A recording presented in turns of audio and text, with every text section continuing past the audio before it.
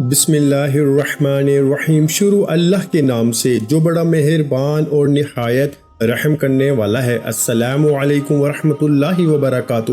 محترم ناظرین کرام، آج میں ایک ایسا عمل آپ کی خدمت میں پیش کروں گا جو نماز عصر کے وقت آپ نے کرنا ہے۔ جو شخص غریب ہے، تنگ دست ہے، بے سہارا ہے، اس شخص کو چاہیے وہ اس عمل کو ضرور کر لے۔ اس وظیفے سے انشاءاللہ تعالی اس کا سارا قرضہ بھی اتر جائے گا اور وہ لاکھوں کروڑوں کا مالک بھی بن جائے گا۔ اللہ تعالیٰ اس عمل کی برکت سے اس بندے کو ارب پتی بنا دے گا۔ اگر وہ فقیر ہے، تنگ دست ہے، کچھ بھی اس کے گھر میں نہیں ہے، اپنا گھر، گاڑی، بنگلہ کچھ بھی اس کے پاس نہیں ہے، ایسا بندہ بھی اگر اس عمل کو کر لیتا ہے تو انشاءاللہ تعالیٰ چند دنوں کے اندر اس کا مقدر سمجھ جائے گا، اس کی قسمت بدل جائے گی۔ اور یہ عمل آپ روز چلتے پھرتے بھی پڑھ سکتے ہیں، بیٹھے بیٹھے بھی پڑھ سکتے ہیں، یا مخصوص وقت میں بھی پڑھ سکتے ہیں۔ یہ عمل بڑا آسان ہے۔ ناظرین کرام، جو لوگ کاروبار کی وجہ سے پریشان ہیں، ملازمت کی وجہ سے پریشان ہیں، جن کے گھروں کے اندر تنگ دستی نے ڈیرے لگا لیے ہیں، بے روزگاری جن کے گھر سے ختم نہیں ہوتی، رزق جن کے گھر میں نہیں آتا، انشاءاللہ رزق ان کا دیوانہ ہو جائے گا، رزق ان کے پیچھے پیچھے آئے گا۔ وہ لوگ جو اس عمل کو کر چکے ہیں، الحمدللہ 100% انہوں نے اس عمل سے رزلٹ حاصل کیے ہیں، 100% اس عمل کو مجرب پایا ہے۔ آپ بھی اس عمل سے مایوس نہیں ہوں گے۔ یہ عمل کبھی کسی کو مایوس کرتا ہی نہیں۔ اگر آپ کے حاسدین آپ کے پیچھے پیچھے ہر وقت لگے ہوئے ہیں، اللہ تعالیٰ اس عمل کی برکت سے آپ کو حاسدوں کے شر سے بھی محفوظ فرما لیں گے۔ لیکن آپ نے یہ 3 کام اپنی زندگی میں ضرور اپنا لینے ہیں۔ آپ کی اور آپ کی نسلوں کو اللہ تعالیٰ کسی کا محتاج نہیں ہونے دے گا۔ یہ میں آپ کو ایک بڑا اہم نقطہ بتا رہا ہوں، اس پر توجہ کیجیے گا۔ اس کو اپنی زندگی میں اور اپنی اولاد کی زندگیوں میں داخل کر دیں۔ یقین جانیے آپ اربوں خربوں میں کھیلیں گے، اور اس عمل کے بعد اللہ تعالیٰ نے آپ کی قسمت، آپ کے مقدر کو کھول دینا ہے، اور اللہ تعالیٰ نے آپ کی توبہ کو قبول فرمائیں گے، اور اس عمل کی برکت سے گناہوں کی بخشش ہو جاتی ہے۔ انسان پاکیزہ اور صاف ستھرا ہو جاتا ہے، انسان کا عبادت میں دل لگنے لگ جاتا ہے، گناہوں سے بندے کو نفرت ہو جاتی ہے۔ اس عمل کے جتنے بھی فائدے میں بتاؤں وہ کم ہیں میرے بھائیوں، لیکن جب اس عمل کو آپ کریں گے، آپ کو پہلے دن ہی اس عمل کی تاثیر ملے گی، اور انشاءاللہ تعالی اللہ تبارک و تعالیٰ کا ایسا کرم ہوگا کہ آپ کے گھر کے اندر وہاں سے رزق آئے گا جہاں سے آپ کا گمان اور تصور بھی نہیں جاتا۔ ناظرین کرام، وظیفہ شروع کرنے سے پہلے میں آپ کو نماز عصر کی فضیلت سے آگاہ کرنا چاہتا ہوں۔ نبی کریم صلی اللہ علیہ وآلہ وسلم نے فرمایا، جس کی نماز عصر چھوٹ گئی گویا اس کا گھر اور مال سب لٹ گیا۔ یعنی نماز عصر کا فوت ہونا بربادی اعمال میں سے ہے۔ پیارے آقا صلی اللہ علیہ وآلہ وسلم نے ارشاد فرمایا، وہ شخص ہرگز جہنم میں نہیں جائے گا جو سورج نکلنے سے پہلے اور سورج غروب ہونے سے پہلے نماز پڑھے، یعنی جو فجر اور عصر کی نماز ادا کرے۔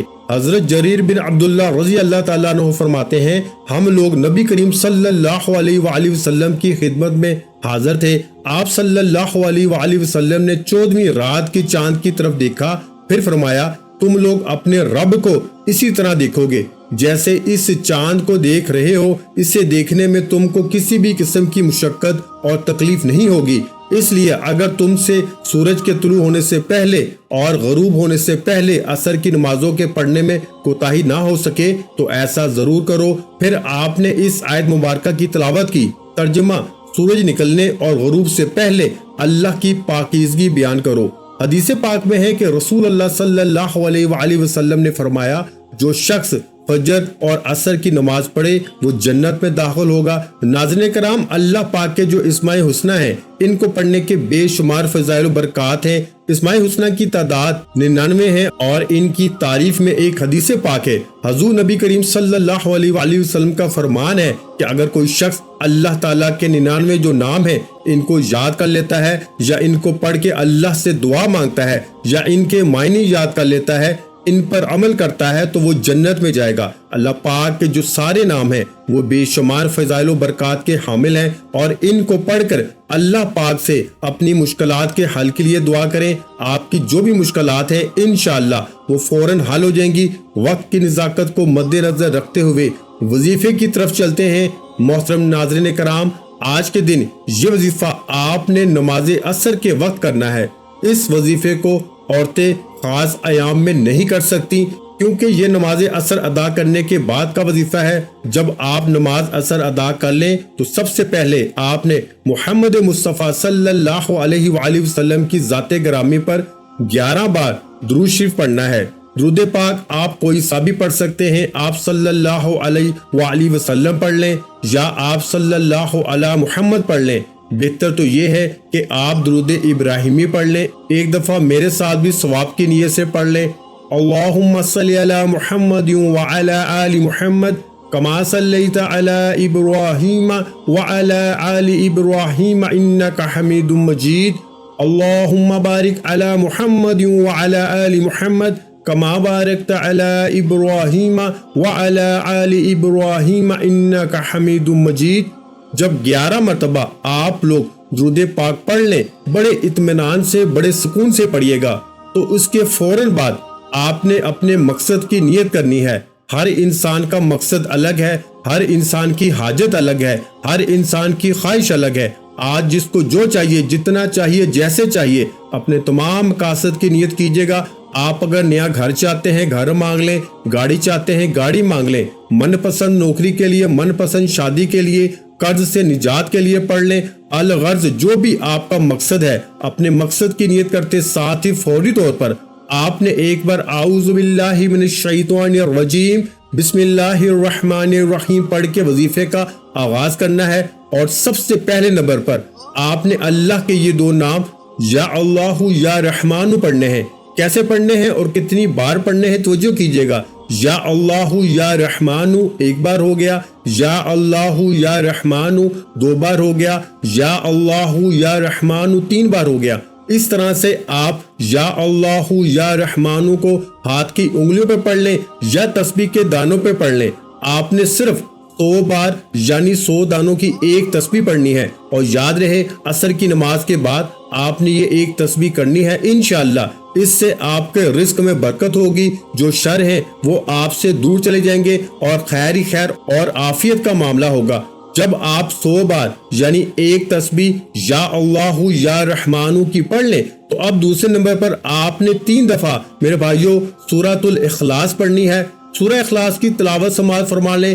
بسم اللہ الرحمن الرحیم قل هو اللہ احد اللہ الصمد لم یلد ولم یولد ولم یکن لہ کفوا احد۔